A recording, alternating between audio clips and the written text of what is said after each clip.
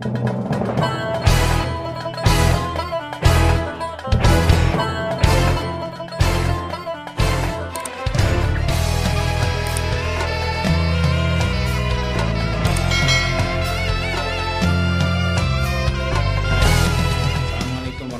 wabarakatuh.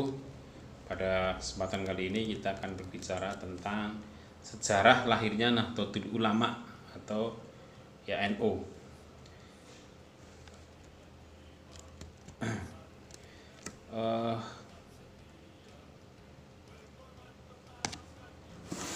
Sebagaimana kita tahu bahwa Nahdlatul Ulama didirikan oleh Kiai Haji Hasyim Asy'ari Hadratus Syekh Kiai Haji Hasyim Asy'ari, di mana beliau adalah murid dari Mbah Khalil Bangkalan yang menjadi perantara antara Mbah Hasyim dengan Mbah Khalil adalah Kiai Haji As'ad Syamsul Arifin Situbondo, di mana Kiai Haji Hasyim Asy'ari itu merasa bimbang dan harus meminta petunjuk kepada gurunya dengan bertanya melalui Kiai As'ad kepada Mbah Khalil Bangkalan.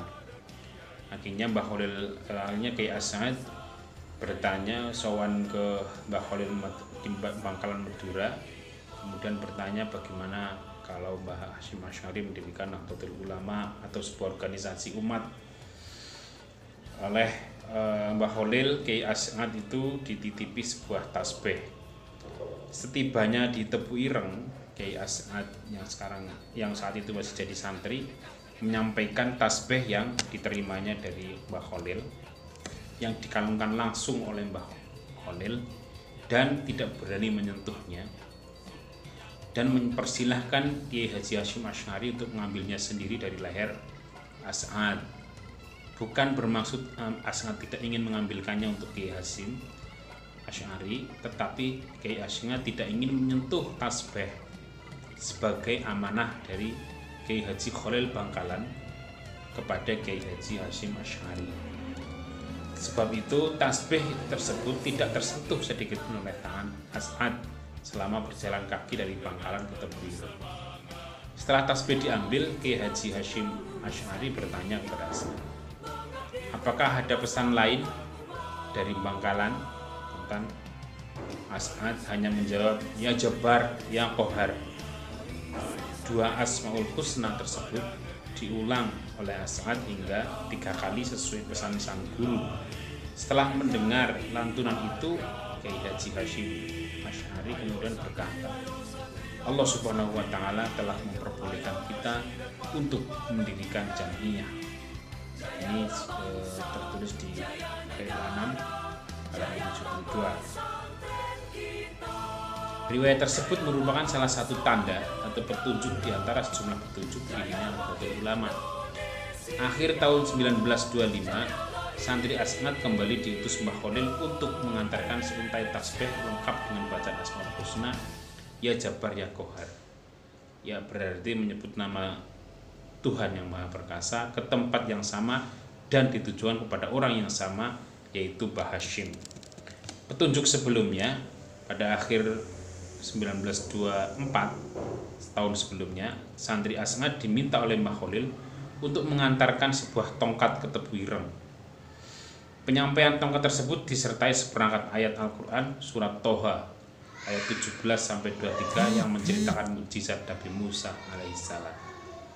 Awalnya Kiai Haji Abdul Wahab Hasbullah yang hidup tahun 1888 sampai 1971, sekitar tahun 24, menggagas pendirian jamiah yang langsung disampaikan kepada Kiai Haji Hasyim Asy'ari untuk meminta persetujuan. Namun Kiai Hasyim tidak lantas menyetujui terlebih dahulu sebelum ia melakukan sholat istikharah atau meminta petunjuk kepada Allah Subhanahu wa Ta'ala. Sikap bijaksana dan kehati-hatian Kiai Hasyim dalam menyambut permintaan Kiai Wahab juga dilandasi oleh berbagai hal.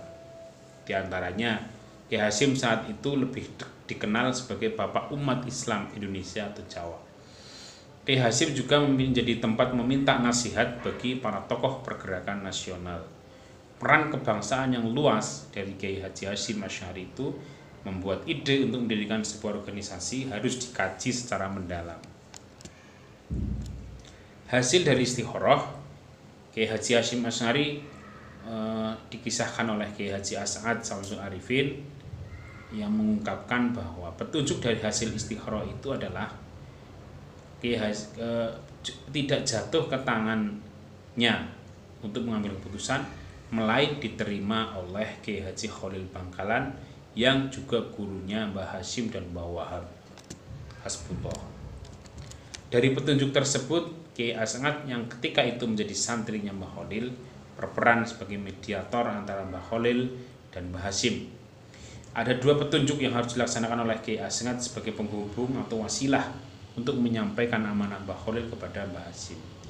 Dari proses lahir dan batin yang cukup panjang tersebut menggambarkan bahwa di-liku lahirnya NU tidak banyak bertumpu pada perangkat formal sebagaimana lazimnya pembentukan organisasi. NU lahir berdasarkan petunjuk Allah Subhanahu wa taala. Terlihat di sini fungsi ide dan gagasan tidak terlihat mendominasi. Faktor penentu adalah konfirmasi kepada Allah Subhanahu wa taala melalui ikhtiar lahir dan batin.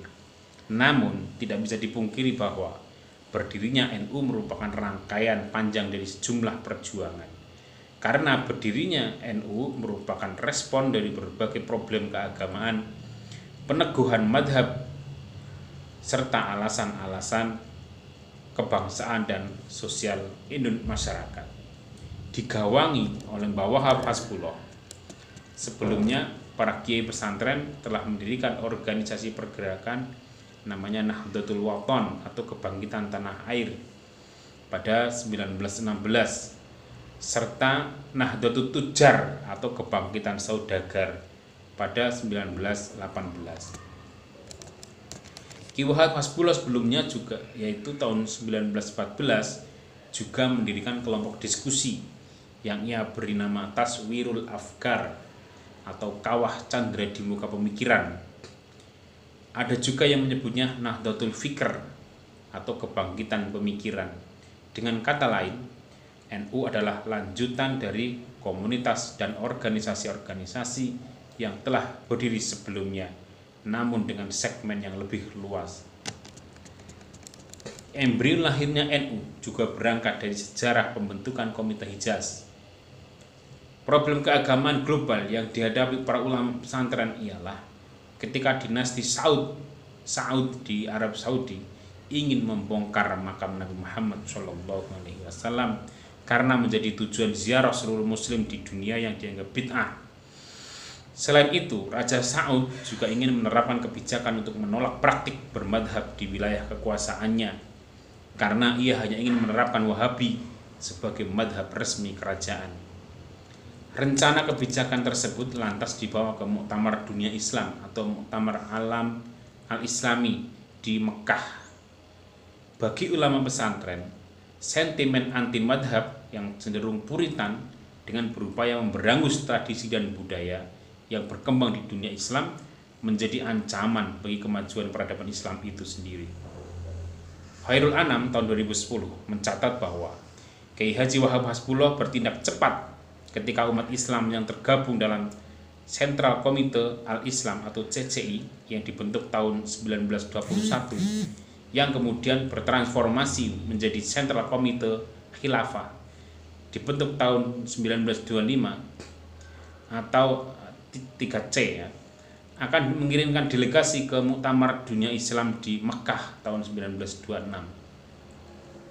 Sebelumnya CCC menyelenggarakan Kongres Al-Islam keempat pada 21 sampai 27 Agustus 1925 di Yogyakarta. Dalam forum ini, Kiai Wahab secara cepat menyampaikan pendapatnya menanggapi akan diselenggarakannya Muktamar Dunia Islam. Usul Kiai Wahab antara lain, delegasi CCC yang akan dikirim ke Muktamar Islam di Mekah harus mendesak Raja Ibnu Saud untuk melindungi kebebasan bermadhab. Sistem bermadhab yang selama ini berjalan di tanah Hijaz harus tetap dipertahankan dan diberi kebebasan. Kiai Wahab beberapa kali melakukan pendekatan kepada para tokoh CCC yaitu Wondowa Misi Seno, Kiai Haji Mas Mansur, dan Hos Cakro Aminoto, juga Ahmad Surkati. Namun, diplomasi Kiai Wahab terkait risalah yang berusaha disampaikannya kepada Raja Ibnu Saud selalu berakhir dengan kekecewaan karena sikap tidak kooperatif dari para kelompok modernis tersebut.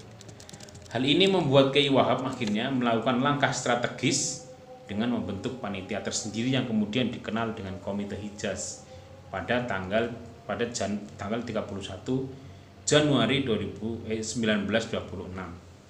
Pembentukan Komite Hijaz yang akan dikirim ke Muktamar Dunia Islam ini telah mendapat restu Kiai Haji Hashim Asy'ari. Perhitungan sudah matang dan izin dari Kiai Haji Hashim Asy'ari pun telah dikantongi. Maka pada tanggal 31 Januari 1926, Komite Hijaz mengundang ulama terkemuka untuk mengadakan pembicaraan mengenai utusan yang akan dikirim ke Muktamar di Mekah. Para ulama dipimpin Kiai Haji Hashim Asy'ari datang ke Kertopaten Surabaya dan sepakat menunjuk Kiai Haji Raden Asnawi Kudus sebagai delegasi Komite Hijaz. Namun setelah Kiai Haji Raden Asnawi terpilih, timbul pertanyaan siapa atau institusi apa yang berhak mengirim Kiai Asnawi. Maka lahirlah Jamiah Nahdlatul Ulama. Nama ini diusulkan oleh Kiai Haji Mas Alwi bin Abdul Aziz pada 16 Rajab 1344 Hijriah yang bertepatan dengan 31 Januari 1926. Riwayat-riwayat tersebut berkelindan satu sama lain, yaitu ikhtiar lahir dan batin. Peristiwa sejarah itu juga membuktikan bahwa Nahdlatul Ulama lahir tidak hanya untuk merespon kondisi rakyat yang sedang terjajah, problem keagamaan dan problem sosial di tanah air, tetapi juga menegakkan warisan-warisan kebudayaan dan peradaban Islam yang diperjuangkan oleh Nabi Muhammad SAW dan para sahabatnya. Tepat pada tanggal 31 Januari kemarin, NU berumur 94 tahun.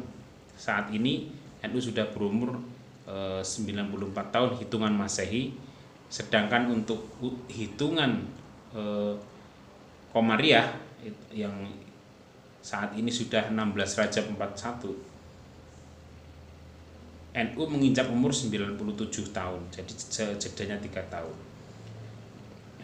Praktis hampir 1 abad NU sejak awal kelahirannya hingga saat ini telah menyumbangkan atau memberikan sumbangsih terhadap kehidupan beragama yang ramah di tengah kemajemukan bangsa Indonesia. Inilah lahir dan berdirinya Nahdlatul Ulama serta para tokoh-tokoh yang menjadi pendiri bagi Nahdlatul Ulama. Terima kasih atas perhatiannya.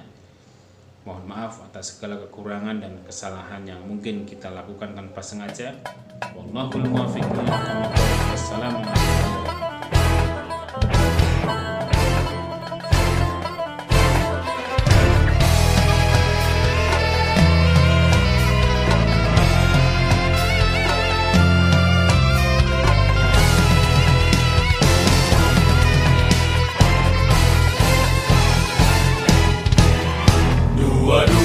Oktober 45, resolusi jihad panggilan jiwa.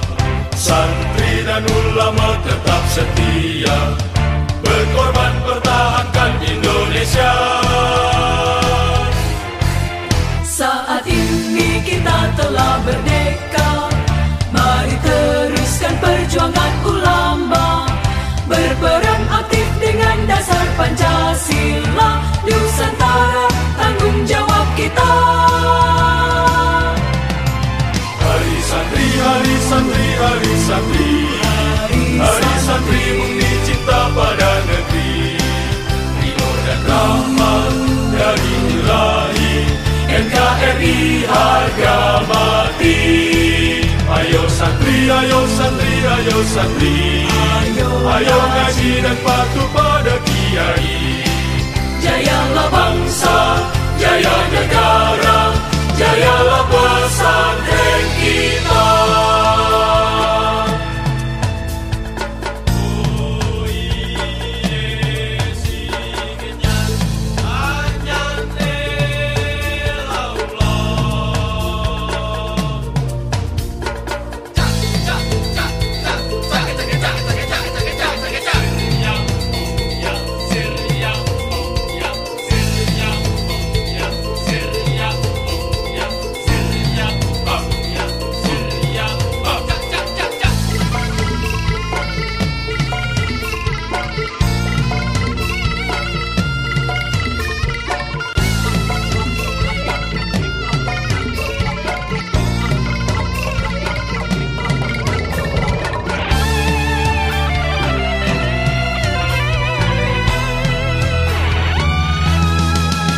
Mari bersiap kita berangkat